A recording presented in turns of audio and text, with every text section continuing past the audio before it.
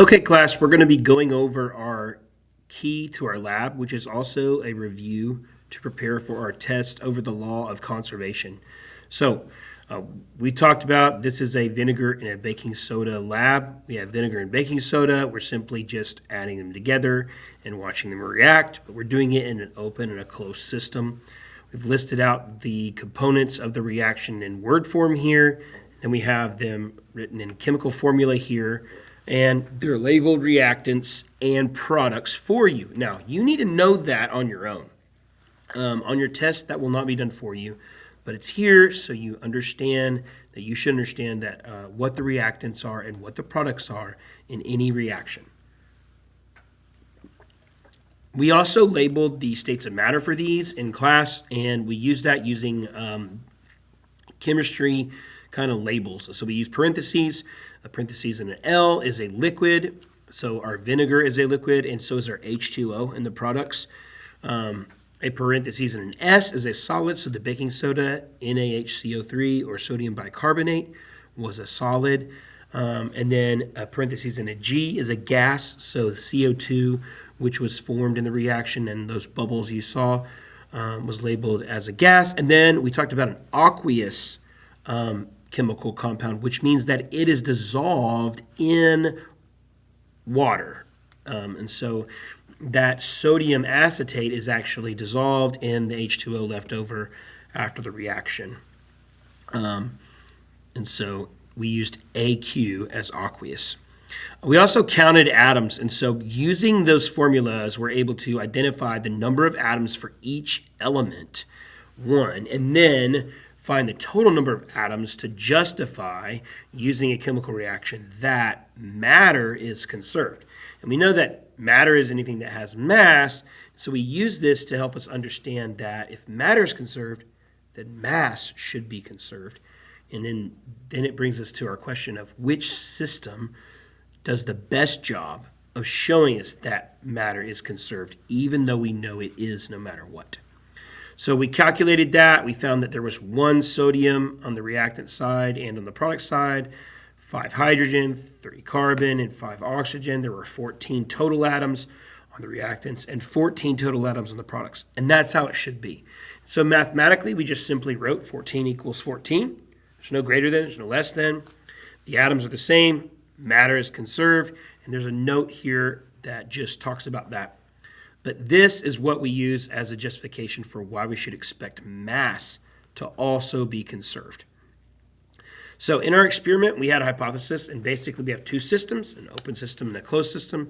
These are vocabulary words that we talked about. The open system allows for matter to interact with its surroundings, and so that means it could leave. That probably will not show mass is conserved, and the closed system would keep all the matter in the system, and we would assume that it would show that it will be conserved. That's just a prediction, probably true, and in fact is, although your data may be different. There's lots of reasons why we could have different data. We measured more baking soda than we're supposed to, so we have more total mass. It didn't calculate exactly the same. We didn't use exact measurements, and so, or we spilt some vinegar. There's things like that. But this video is going to show you an example of some data that should show you a difference, and don't forget that you're still observing the experiment. So you see the gas leave, you see the gas being trapped in the balloon, and that's part of the evidence to support your why.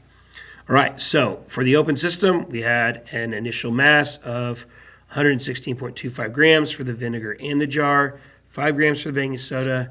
That gives us 121.25 grams before, and then our total amount of the reaction after was 120.5.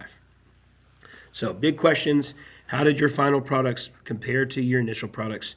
Well, you show that mathematically. And so to show that mathematically, we would say 121.25 minus 120.5 is negative 0.75. If I wanted to show mathematically how I got the total mass, what it should be, because it should be the same, then I would just add 116.25 and 5 to get the total mass before. And that's what it should be. It should just stay the same. But we don't live in a perfect world, and labs don't always perfectly come out. In this case, it's an open system, So there's a difference in that, and we should know it's an open system. And so we're going to say that the open system does not support conservation of mass because there was a loss in mass and the gas left the jar and entered the environment. Then in the closed system, we used a balloon. So we added that as a part of the system. We had to add that mass. And so mathematically, we would show that by saying 117.6 plus 5 plus 2.7. And we got a total mass of 125.3 for this closed system.